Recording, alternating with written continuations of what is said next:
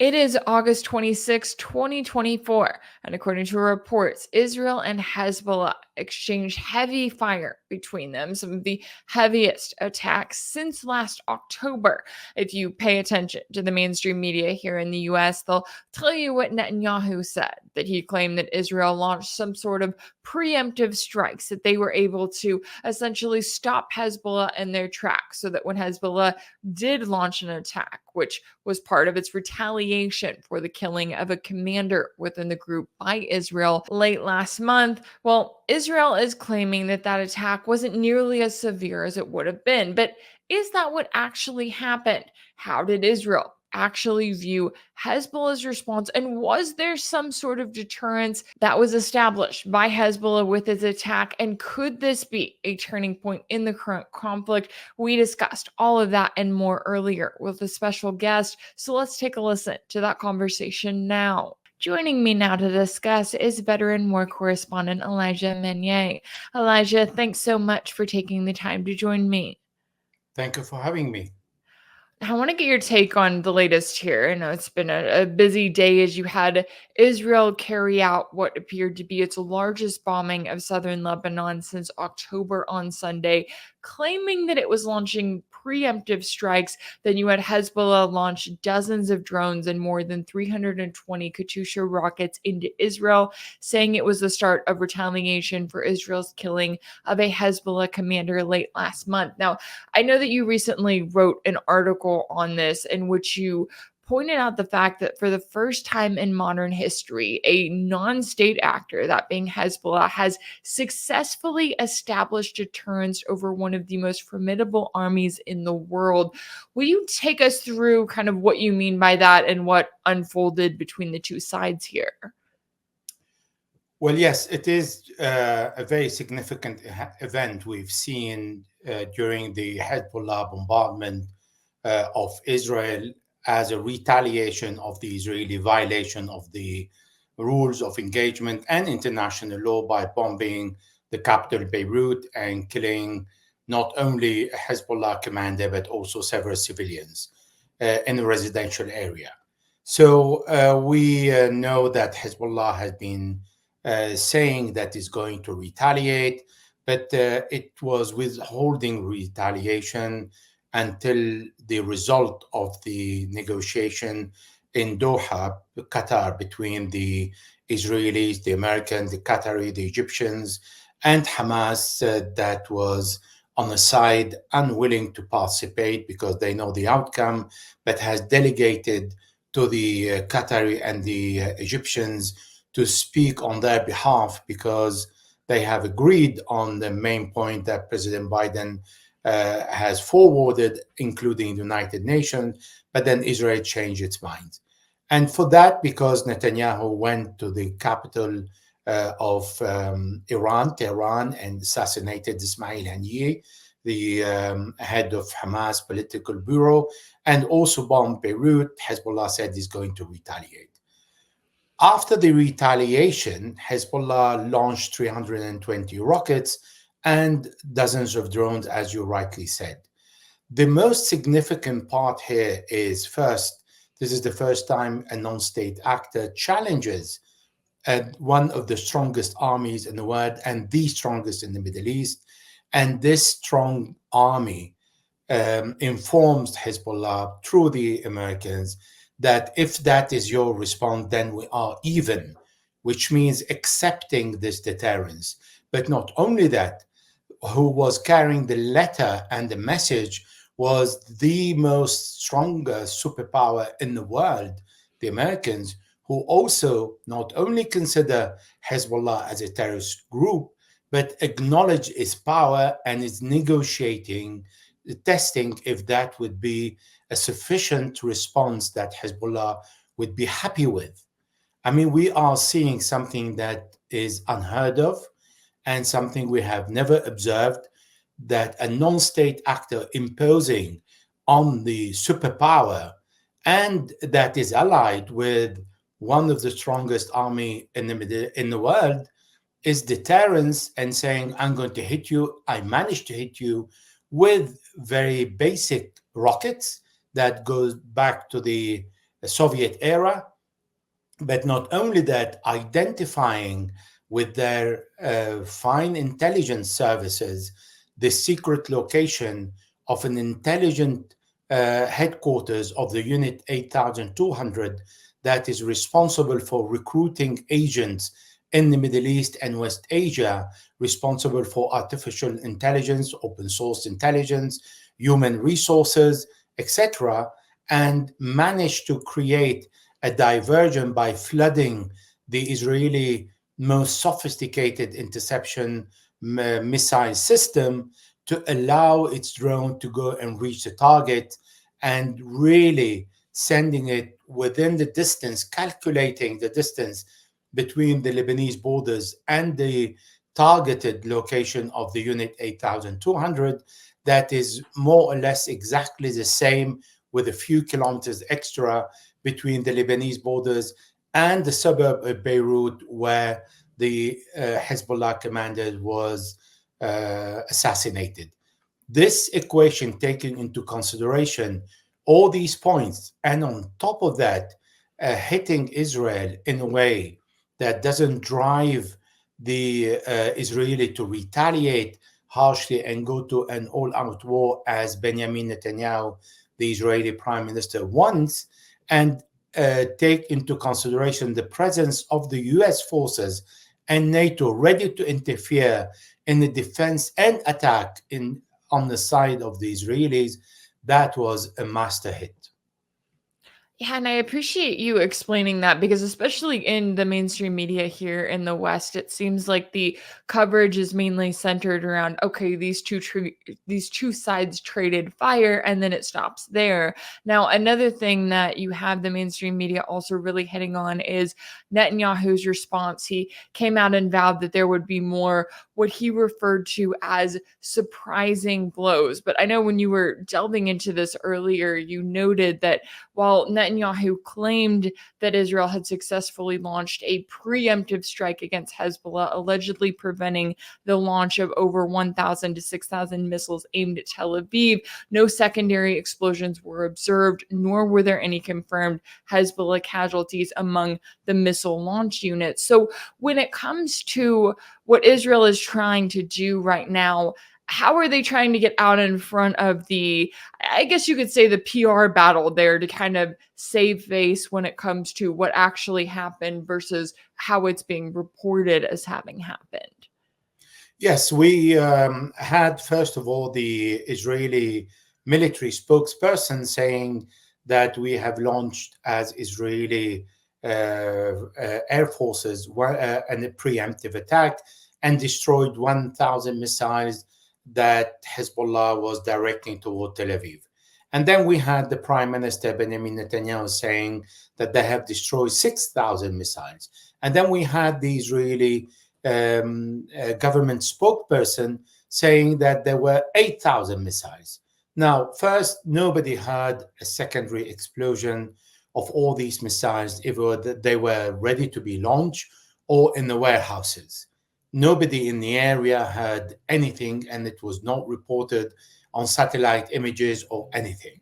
Secondly, the Israelis told us that Hezbollah has 250,000 missiles, destroying, as the Israelis are claiming, 1 to 6,000, 8,000, even 10,000. That represent a very small, minute portion of what Hezbollah has, which means that Hezbollah was not deterred.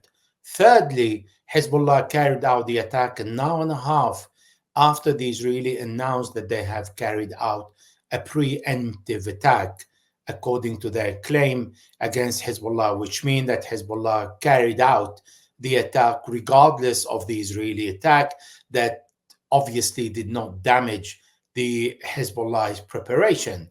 And the most important point is preparing 320 rockets doesn't come by pushing a button.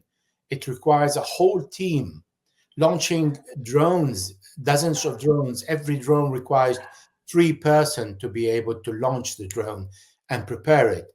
This whole team was on the ground.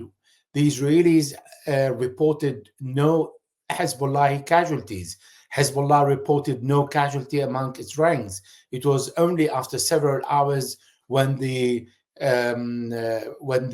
rules of engagement were re-established that Hezbollah reported only 2 militants killed. And we know Hezbollah reports every single day the number of casualties it is suffering from without hiding it, unlike the Israelis.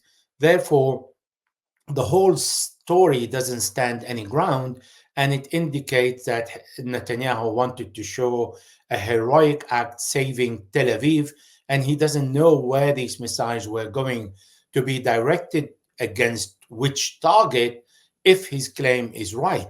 Therefore, he just is speculating and inventing something that actually did not happen, and nobody saw any trace of it. And at least there were no results of what he calls a preemptive attack. It indicates that Benjamin Netanyahu wanted to climb down the tree and say, well, I've hit Hezbollah first, then it's okay if they hit me back. Well, the difference is we're talking about a non-state actor hitting what is called the Israeli economic capital, the center of finance, the center of electronic advanced technology, the center of stock market, and the place where the Israelis felt the most secured, that was hit. And for Hezbollah to identify such a secret locations and to bomb on top of that 12 other military bases, that is really showing that Israel, despite all its all-might capacity and capability, is not only recognizing Hezbollah's strengths, but also abiding by its rules and accepting to be hit.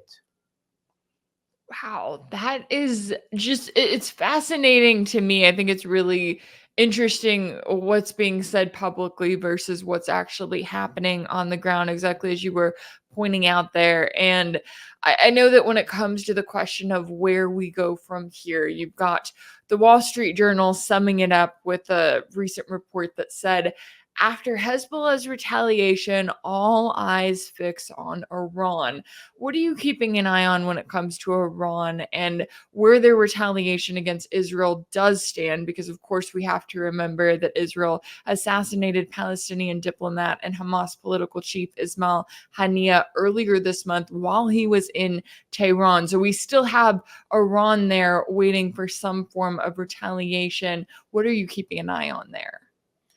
Well, first of all, it is important to highlight that Hezbollah's bombing of Israel um, uh, diverted the attention back to Gaza and what's happening in Gaza. Unlike what the newspaper is trying to say, all eyes on Iran. On the contrary, Hezbollah is saying the case is closed. We back to the same rules of engagement. We continue supporting Gaza, but now don't look at me because I'm only a secondary level of importance, and the most important part is Gaza. That's important because it has shifted the attention away when the Americans and NATO are in the area and saying, you don't need to be there. And this is exactly what Iran did. Iran said, we're not in a hurry. We will retaliate. It's our right because the Israelis have violated the Iranian sovereignty, but we're not going to do it now. Why? Because NATO is in the area, the Americans are in the area, they have committed themselves to defend Israel, and Iran doesn't want its missiles or its hit to be intercepted and destroyed by NATO and the Americans, as it happened last April when Iran hit Israel. What is important here is not the all eyes on Iran. It's Iran for the first time in April hit Israel and broke all the taboos of challenging and bombing Israel, when Israel had always the upper hand to mount assassination attacks on Iranian scientists or Iranian nuclear facilities or Iranian generals, either in Syria or in Iran. But this is the second time that the Israelis are going to be hit in one way or another, and the Israelis are waiting for the hit, along with the Americans and NATO. It shows how the strongest power of the West is incapable to convince Iran, that is very small in this equation of NATO and the US forces and the Israeli military forces, but yet Iran is challenging all this force and saying, I am going to retaliate and it is my right. But like Hezbollah, Iran doesn't want to divert the attentions away from what's happening in Gaza and wants the world to continue focusing on the Israeli crimes against humanity, war crimes, and genocide against the Palestinian civilians that Benjamin Netanyahu, the Israeli prime minister, insists in proceeding with. This is why all eyes are not really on Iran, but all eyes should be focused on Gaza, and Iran it cannot retaliate without showing what it's doing. As Hezbollah, the movement of troops required a presence of teams, of units, hundreds of people to launch missiles. Therefore, this movement can be seen by the satellite. It is not going to be a surprise, even if the Iranians will try to hide it. Perhaps Iran will hit in a different way, in an intelligence way, and hit a target inside Israel. That is a possibility without doing a lot of creating a lot of noise. Or perhaps it will use its ballistic missiles. We don't know. But in one way or another, the Americans and NATO are in the area not to start attacking Iran, because Iran has the capability to cripple half of the world economy by closing the Strait of Hormuz, its allies closing the Red Sea, the Suez Canal, the Mediterranean, the Arab Sea, and the Indian Ocean. The world will starve, will be in a very dire situation. The oil will reach $200 a barrel, and everybody is going to suffer from.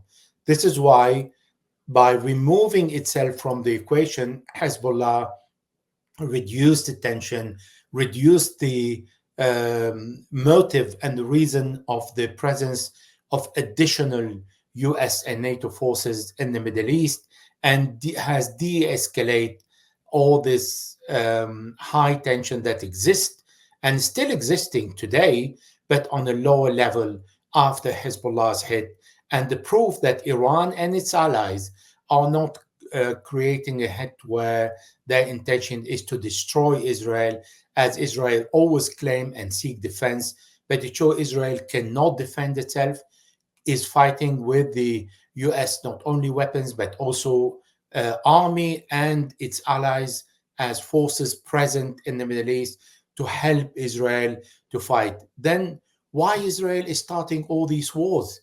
Only because of the American presence? The answer is yes. Without the Americans, Israel cannot do anything against the Palestinian resistance. So it is incapable of bringing back all the Israeli to the borders with Lebanon.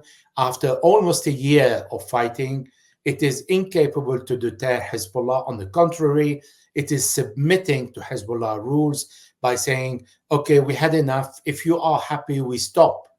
This is not a language of from a position of strength. On the contrary, it's a position of weakness and of submission to the rules of engagement of a non-state actor. Yeah, and I think that that's good to keep in mind. When it comes to the current situation in Gaza, we've seen this back and forth on ceasefire talks. I mean, Netanyahu has made it very clear that he doesn't want an agreement. It seems like from every additional thing that he's put forth, you have Hamas on their end going, hey, we do want an agreement, but we need a requirement of an end to this war, right? An end to the Israeli occupation of the Gaza Strip. How do you view where ceasefire talks stand, especially as we continue to be in a situation where Israel has not defeated Hamas? Netanyahu is under this pressure to make it look like he's accomplishing something, and all of these targeted assassinations and attacks that Israel has been carrying out have just served to further increase tensions in the region, with Israel seeming like that's exactly what they want to do on their end. Benjamin Netanyahu, according to the Israelis, has hijacked Israel in the service of his personal objectives to remain in power. The moment Benjamin Netanyahu asks his army to stop the war, he's going to go home. Not only the army will go home, because he will be accused of the failure on the 7th of October, the death of all the prisoners and the captives in the hand of Hamas for refusing to negotiate their release, and also the economic destruction that Israel is suffering from after more than 11 months of this war. Therefore, it is in his advantage to continue fighting. And for that, he's always going to create more wars in the Middle East. This is not the end of it, because he wants to remain in power until October 2026. And the war in Gaza is over. What he's doing are attacks, bombardments of civilians, destruction of UNRWA schools where there are internally displaced Palestinians, refugees. He's bombarding the tents, killing every single day between 30 to 100 Palestinians to put pressure on Hamas during the negotiations.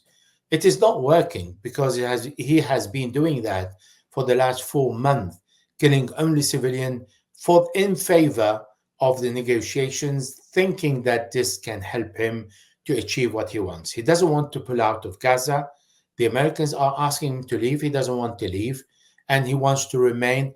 The army, the Israeli army chief of staff, Herz Halevi, is saying, we can go back to Gaza anytime. Let us stop.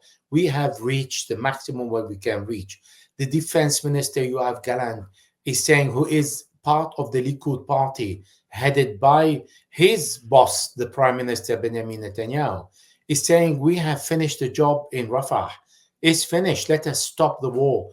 But Benjamin Netanyahu cannot stop the war because he is the hostage of the nationalist ultra-Orthodox parties, and they are the one who are protecting him to remain in power and keep the coalition of the government. Because if he stops the war and he abide by the recommendations of the security forces and his defense minister and the Americans, then he will lose. He will personally, on the personal level. And this is why he is still fighting. And most probably he will go for another assassination in Lebanon or in Iran to again bring the whole area and the whole region into another level of high tension, where forcing the other party to attack him so he can create a wider war. So far, he has failed because all the other parties are very much aware of his plan and what he's trying to do. But there is a limit of what he can continue provoking them. And yet he understands that no matter how far he provokes them, they're not going to uh, be dragged wherever he wants them. And this is why he will continue doing sabotaging the negotiation, target assassinating specific commanders or people in different places where he can provoke more war, because this is the only reason that can keep him alive. The negotiations are going nowhere. Netanyahu is introducing every time new conditions that are unacceptable. He wants to remain on the borders with Egypt and be in control of the Rafah and the Philadelphia corridor. He wants to remain between the north and the south in the Netzarim corridor. He wants to control the identity of every single Palestinian returning to his home from the south, where they are refugees, to the north. He wants to control the quantity of reconstruction material that is coming into Gaza. And he doesn't want to stop the war with the permission and the authority to regain the war anytime. And he wants all the prisoners and the captives back in phase one when there is no ceasefire. These are impossible conditions for anyone to meet. So it means that I don't want the deal. I don't want the negotiations to succeed, and I want to continue keeping the status quo. Yeah, certainly. A lot at stake here all around, and it'll be interesting to see just how far Israel pushes things, as we've seen clearly the other parties at play when it comes to Iran and Hezbollah, exactly as you were saying. Not only do they not want a wider war, but they want the focus to be on the Palestinian people and on their ongoing suffering at the hands of Israel, all enabled by the US at the end of the day. I really appreciate you taking the time to join me today to break down all of the latest here. Veteran war correspondent Elijah Magnier, thank you so much for your time and insight. It's great to be with you, Rachel. If anything in this video resonated with you, be sure to like it, share it with your friends, leave a comment, and as always, don't forget to subscribe. And if you want to keep up with all of my work, make sure that you're subscribed to my page on Substack. That's rachelblevins.substack.com. If you want to support my work, you can also check out my page on Patreon. That's patreon.com/rachelblevins. That's where you can sign up as a monthly paid subscriber and join the community there.